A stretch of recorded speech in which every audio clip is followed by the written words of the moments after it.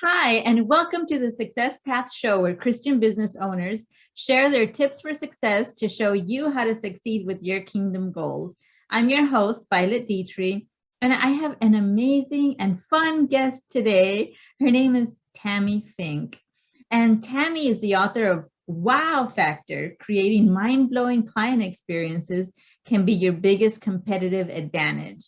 Loud, lovable, and full of laughs, wow creator, entrepreneur, speaker, and consultant, Tammy helps businesses create meaningful and memorable connections with their clients, memberships, fans, and followers. She's a client and customer experience expert with over 30 years of experience in marketing and design. Wows are client-centric, impact-driven touch points. Welcome, Tammy. Thanks for having me, Violet. I appreciate it. This is going to be a lot of fun. Yes, I'm so glad you're here. You have so much to offer.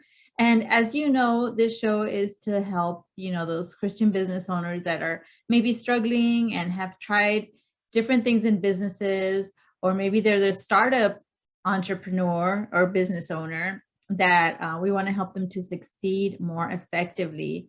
And can you tell us a little bit about how you started in business? What's brought you to where you are today? No, I love that. I was not a typical entrepreneur. When I started, I was a corporate designer, had worked my way up through corporate America, doing all the things. My husband relocated us to Branson, Missouri back in 2004. And the company that I was working for, they kept me on. And so I learned to work virtually for them for about a year before they replaced me. And, I had never dreamed of owning my own company. I have dreamed of quitting my day job. That is not the same thing. Not the same thing. It is not. There's way more to it. You absolutely have to love what you do when you start this. So by the time the company had replaced me, I had my own client base, national, East and West Coast. I was working for web development companies and marketing agencies and print shops. And I was doing all the things to help them look, amazing to their clients. And, what I found out was while we could create these wonderful, fun brands, right? I've worked with the branding for Cinnabon and Hershey's, and we've done projects with Wicked Tuna, doing packaging for Costco. We've done all these really cool things. But at the end of the day, the people in the online communities specifically, but even small business, while they had these amazing brands, they were missing this connection point in between. So people in the online space, it hadn't occurred to them they could send out postcards. They could do other connection pieces in real life and still maintain their online persona and personalities and all of their programs. So I started figuring out, how can we build these connections better? And so that's what I started doing. Wonderful. And why wow factor? What does that mean? Well, last year, 2020, I wrote 3 books during COVID because, we were all sitting around. What else were we going to do, right? Might as well. And one of the books, I took the materials that I had been using. I had done some speaking on, I've delivered keynotes and all this on creating unique customer experiences. And not just things that require swag, right? We've all heard of swag, but actually how we can take these pieces and make them meaningful and memorable. I call them my M&Ms. But we take those pieces and how do they mean something to our clients? So instead of worrying about getting new clients every month, how can we keep the clients that we have longer? So that's where the wow factor came in. And so as I started developing that, putting the pieces together, I wrote the wow factor. It came out actually 2021. It was the first book I started, the last book I ended up with. And so it's just came out earlier this spring. And so it's been an amazing, amazing resource for so many people. It's available on Amazon.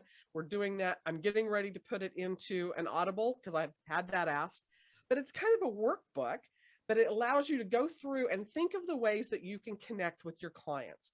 Some people may have 5 or 10 clients. Some people may have, 500 people in a membership, something along those lines. But how can you take the things that you do and really impact their lives a little bit better? And so that's what we kind of help you discover. So, in that wow factor, it's increasing your client retention, and it's helping you to stand out in the marketplace, because only you can offer the things that you offer, regardless of what product you're selling. You can only do it in the way that you do it. And if you take that up a level and make a bigger impact with it, then your clients are going to appreciate that. They're going to refer you to more people, and you just can build your business all around building better client connections. Wow, that's wonderful. And some people, I know I've spoken to some people, and when they start, they don't really want to focus too much on the client. Some people think, well, I'm just going to go into business and make all this money, and I'm going to be, the business is going to be over there, I'm going to be over here. So why is it so important to build that customer connection? People, when they first start out, one of the things that I've noticed that I think is a big misconception and a big misstep that a lot of them do is even starting with their logo. I see this all the time, where they will envision and dream the logo, and I've become a part of their world and said, okay, how can I help you with that? One of the things that they stopped thinking about just at the very beginning, they've dreamed it, but did they add in the part that it really needs to attract your clients? And all key. of a sudden I see that light bulb go off, and it's like, all of a sudden, like, I hadn't even thought of that. Like, that was not part of that part. Well, whatever product you offer, it needs to attract your clients. So it needs to be something that's fun for them. It can tell what you do, but you just have to kind of put that in place. Well, when we're looking at building these client-centric connections, right? What we're looking at is, how does your client want to interact with you? And that is way more important than necessarily what product that you're providing to them, because they're going to be the ones, they're all excited, right? If you've had a great customer experience, you tell everybody. And if you have a bad customer experience, you tell more everybody. If you can strategically put things in the path, in the customer journey, that means something to your clients, it doesn't have to be expensive. A lot of people will say, another common misconception is they think, oh, I'll do that when I've made it, right? When I get a lot of money for marketing, when I hire a marketing team, when I do these things. I will tell you one of my favorite stories. It's in the book, but I will tell you live, is I went to a convention in Texas. It's been about 5 years ago now. I went to this convention. They had a speaker who came in. When she did one of the most brilliant things I'd ever done, and it's impacted me from that point forward. She brought in boxes and set them on everybody's table. Inside the boxes, we opened them up, there were Hot Wheels cars. Okay. They were Hot Wheels cars. They were, like $2 or $3 a piece, not a big investment. Did not have her brand on it. I remember 5 years later, I have that Hot Wheel on my desk. I got to pick out the one that I want. I got it to take it home. It was just a small investment. I know who was speaking. I know that her topic was staying in your own lane, because she tied that into it. Okay. I know where I was. I know her name. I know all of that information. And I'm telling people about it all the time. That's priceless. That connected me to her. That was that piece that I took away from her talk, right? So whatever she delivered, the information that she came in, she impacted another layer, because I had something physical to remind me of those pieces.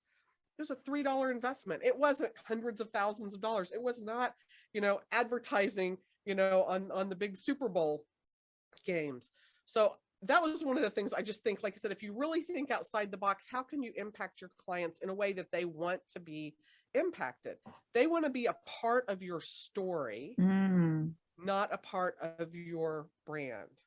And when you figure that part of it out and you add that into your marketing, then all of a sudden you realize how you really should have been interacting with them all along, right? There's a big piece that's hospitality driven. When you go to events, when you go to church, when you go to do the things and connect with other people, those little things can make such a difference. We went to a church service one time at our church, and they had coffee and donuts, and they did these big donut walls, which were hysterical, and people could go and they could, pre-COVID, but they could pick donuts and stuff off of the donut wall. It was so much fun, and we could come and remember, and it became something where you felt like you were coming home. And that's the impact that church wanted to be able to provide for us, right? Where we felt like it was home, that this was family. So when you're doing business and you're putting the things out there, how do you want your clients to react to you? And what, at the end of the day, when they're done working with you, what is it that they have achieved? What a promise have you delivered to them? Add that into the beginning steps so they know what to expect from you. And that's what makes things meaningful and memorable. I love that. So focus on the customer, what actually they want, instead of focusing on what you want. So that logo that you were talking about. And I love that you're saying create a meaningful customer journey all the way through. So even from the beginning, you can do that, and making them a part of your story. Now, one thing that you mentioned is fun. What part does fun play in marketing, in trying to get customers, or try to retain customers? If your brand, and I say this because not everything needs to be fun. I mean, there's some places in life that fun isn't going to be a factor into these, but you can, for your brand and what it is, how can you make it more fun? A lot of it could be activities, different things that way. It could be books that you have people read. It can be the fun part of your overall brand. What is that going to do? I love fun. Everything I do is like loud and lovable, right? We do the whole thing. I have a keynote that I deliver that I literally use a Rubik's Cube for. Cool. And I've used this, and I've given this out as gifts and stuff during events and stuff that we put together, because I have something that talks about the unique customer experience with this. I've taken something that's an average, it's a toy, but it's an average toy. Well, I shouldn't say that it's average, because did you know this is the top selling toy of all time? There's the whole piece of this. It's incredible. And it was never even designed as a toy. But there's so many things that you can take and figure out, does this fit into my brand? Does this make it meaningful and memorable? And then ask your clients. They're going to know. You're going to get that feedback. Was it on? What was your favorite part? How can you put that together? I've been at retreats where they've missed the mark. I've been at retreats where there have been things that have happened that they felt like it would be perfectly wonderful for somebody to do, but it's not connecting to the client. I'll give you an experience that I had here locally. It's been a few years back. There was a company here in town who wanted to sponsor breast cancer awareness. And one of the things that they wanted to do is they wanted to be able to go in, I may have told you about this, but they wanted to go in and post an opportunity for women who wanted to come in and have their exams done, that they would give them free transportation. Right. It was a great idea. It would really help move the movement along. But then they decided that they wanted to be this giant pink bus that would come. And what happened was the women didn't want to be taken to the hospital, to the doctors, in this giant pink bus that just stigmatized them in this huge way for the community. The idea was there. It was a good plan. It's just that they didn't ask the end user how that would affect them. So they spent way more money than they needed to. The concept was there, but when they went in and threw the branding on it, the big pink anything, we have the big pink ribbons and all of that, the branding was on. It just disconnected, right? So those are the things that you have to be aware of, is coming up with the ideas. You can think way outside the box, may or may not be appropriate for your audience, for your clients. And you can talk to them up front and find out what would be something that would be really cool for them. Yes, definitely. Survey your clients, find out what they want and need, and that would help you save a lot of money. And speaking of that, I know when we talked before, you mentioned that, or business owners in general, there can be some obstacles, there can be some hurdles, but some of the ways that you can overcome those, you say it's focusing on the outcome. How can that help Christian business owners? Well, I think that number one, your messaging. If at the end of the day, if let's say that your specific client that you work for is maybe busy stay-at-home moms, right? Mm-hmm. And so at the end of the day, by working with you, maybe they're going to be more organized, or maybe they're going to be, more in tune with their family, whatever that is that they can self-identify with. You can put that up at the beginning of your messaging, right? So you can let them know this is what they're going to expect. Find something that maybe they self-identify with, and maybe that's the message you put on your t-shirts or your coffee mugs or different pieces. It's not necessarily just your logo, right? It's a way for them to self-identify with the progress that they've made, with the overall outcome at the end. You bring that in as part of the story. And so then it's fed along. That's what they're expecting, and that's what you're delivering, right? So it's a win-win as they're putting all that together. And I love that. There's things I'll give you. I love my work from home moms anyway. I had a client that had come to me, and she was giving out stickers and little things, sending those as little gifts to her moms, which is fantastic. But I found a resource for her that we put together where we sent the moms a cookie, a chocolate chip cookie. It was fresh baked out of Florida, but they would ship it in, and you got one cookie. But this was the cookie that you didn't have to share with the kids. Right? So, I mean, it's brilliant because that speaks to the mom. The mom gets that. Right. She's hiding in the closet, eating the cookie. But, it's her. It's about her, right? It's about the things that she wants to be able to deliver, the things that she wants to be able to connect with you in a way that she knows you've seen her. And you understand her. And maybe you've been there.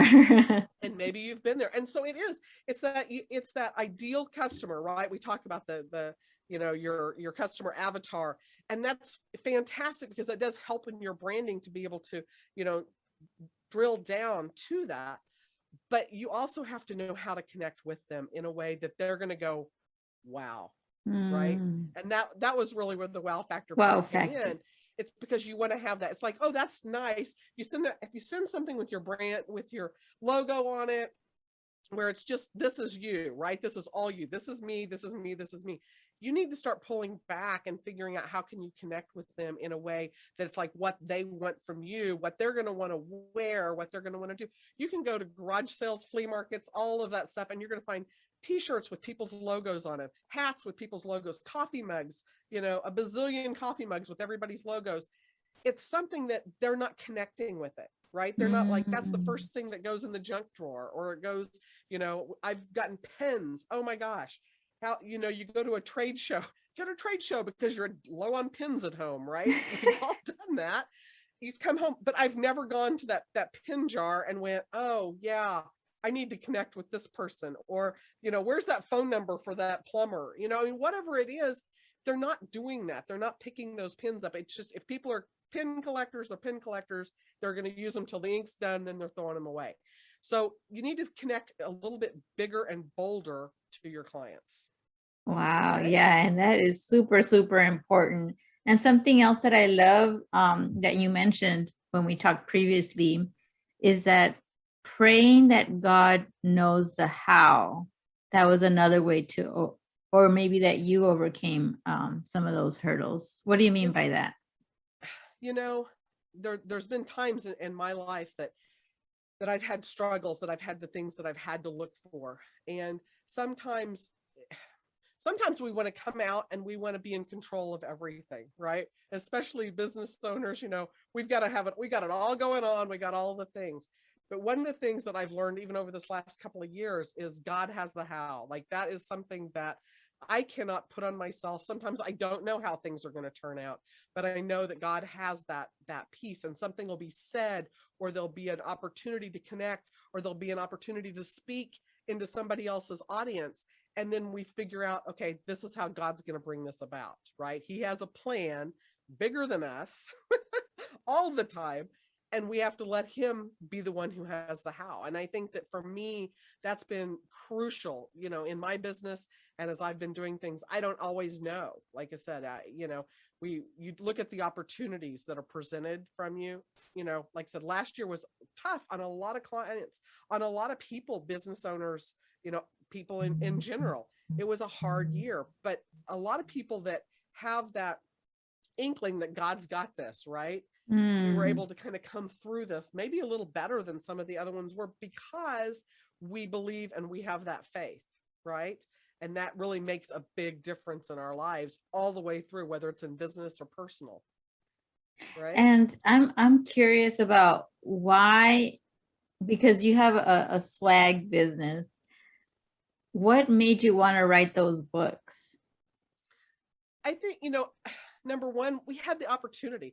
I tease about that all the time, but really we had the opportunity. I don't know that I would have taken, had things not shut down the way that they did. And I still had a few clients. I had clients that pivoted, right? The big pivot where they didn't do in real life events anymore, but they were doing online retreats. So then that became, how can we connect to people?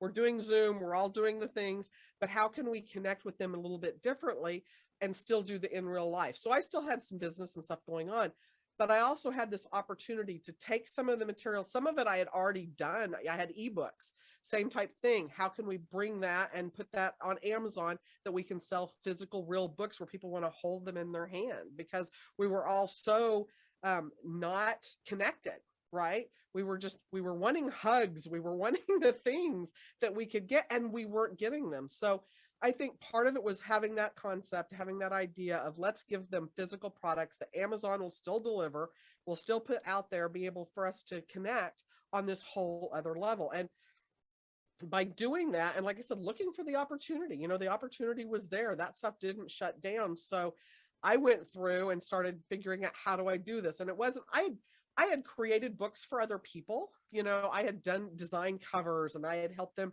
I don't do publishing, where I'm in the big publishing houses, things that way, but I've laid out books for people. So now I just took that information and I said, hey, let's do it for me.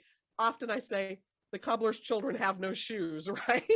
Because it is, we do so much for other people. How can we, do some things for our own marketing and for our own selves? And how do we add that into our personality and the overall meaning of our brand? So, I mean, Wow. that was really kind of the whole story. And I just took it and ran with it. And it's been so much fun, and it's been so rewarding to be able to do that. And it was stuff I already knew, right? It was the things I know how to do, the things I know how to do. How can I take that and make that impactful to somebody else's life? Right, right. So Tammy, you have a freebie for the audience. It's a great opportunity to wow your clients. Can you tell us what the viewer will get that downloads this PDF? There's a PDF, and I've taken 15 of the different ideas that I've had, different opportunities that you can look at within your own business, that maybe you can add that little bit of wow factor. It's not that you're doing anything wrong. It's just that you can take it up a level, right? There's something that you can do. And there's a lot of times clients come to me and they say, where do I start? Right? These give you those ideas. It may just be birthdays. I have an insurance salesman that I'd done business with for 25 years.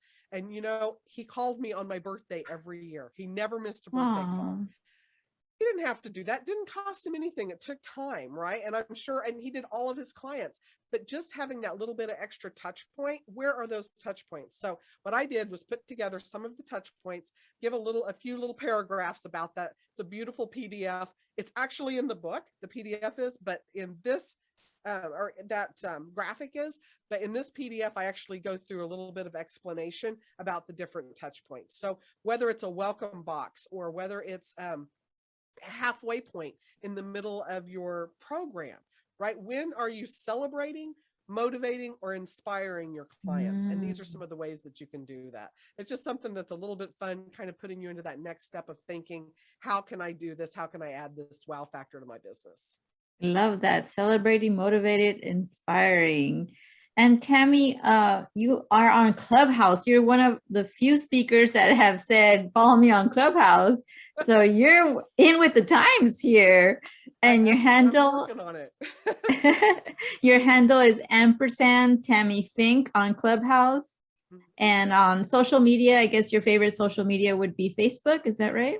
It is. I've used Facebook for years and years, a little bit on Instagram as well, but Facebook has been my main drive for the traffic of the people that I've connected with. And then now Clubhouse has opened up whole new doors because I am speaking more and I am training people's teams. How do you do this? How do you bring this into your group? So if you're starting out, the book is a great way to start out. But if you're further on in business and you want to do it, I do consultations on that as well, where I come in and we teach your team, or I come in and I do everything for you, where we do warehousing, order fulfillment, the whole 9 yards. We have that built in as well. So it's just, like I said, take a look as to where you want to start, where you're at in your business, and how you can take it to the next level. Yeah, and Clubhouse, what kind of content is on? Do you come on like once a week, or how are you doing that right now? I've not got my own rooms. I've been looking at doing what they call co-modding, which we do moderators and stuff, where I go into other people's groups and help speak, help to get their audience excited about these touch points on what they can do. So I've been able to go into some rooms about insurance agents. I've gone in and spoke with their teams that they're training on and doing all of that in Clubhouse. I've been able to come in and do value adds and kind of just teach and train, because everybody wants to do the things. It's like, how do you do, how do you not forget the birthdays? How do you add these things in? How do you get the information that you need to get, so that you've got that information for when events come up in these people's lives? How do you work with that? What can you offer to make the wow factor for them? So it's coming along and adding that added value. I don't have my own room yet. It may come at some point. I would believe it if it did, but it's not in the plans right now. Right now, we've been working on the book, having that finished, and we are getting ready to do Welcome Box Challenge, which is, if you want to do a welcome box, how do you start? What do you put together? How can you do DIY it yourself? And then later on, if you decide it's too big of a project, then we can come in and help you there too. But that's my main focus is right now, is just working through those projects, just to kind of give my people, better ways to communicate with their clients. Oh, great. And to the viewer, we're going to put all of this information in the description below. You can get your freebie, the great opportunities to wow your clients. Also, we'll put all of Tammy's contact information below, and her website is wowtammy.com. Follow her, see what she's up to. And, if you want to see more content like this, subscribe, share this episode, and leave us your biggest comment below. And Tammy, what would you say? What are those, what do you want to leave the audience with? Is there something that's in your heart that you want to share with the people that are viewing today? Absolutely. And, I think even starting out, you can start small. You don't have to wait until there's any milestone in your business to start this. I think if people understand and they know, like, and trust you, right, that those are the things that they want to be able to buy from you, but you can take your clients that you already have, and you can help them to stay with you longer and go into your next program easier if you build this connection with them. So it's not just doing churn and burn, right? You're not getting new clients this month. You got to get new clients next month. How can you keep them in your funnel longer? You do it by making connections, right? You do it by building relationships so that they know who to tell other people when they need your product and service. So building those relationships, it's not just a nice to have. It should be a big part of your business. Thank you so much, Tammy. I appreciate you being here. And to the viewer, thank you for watching. We love you. Well, God bless you, and we'll see you on the next episode.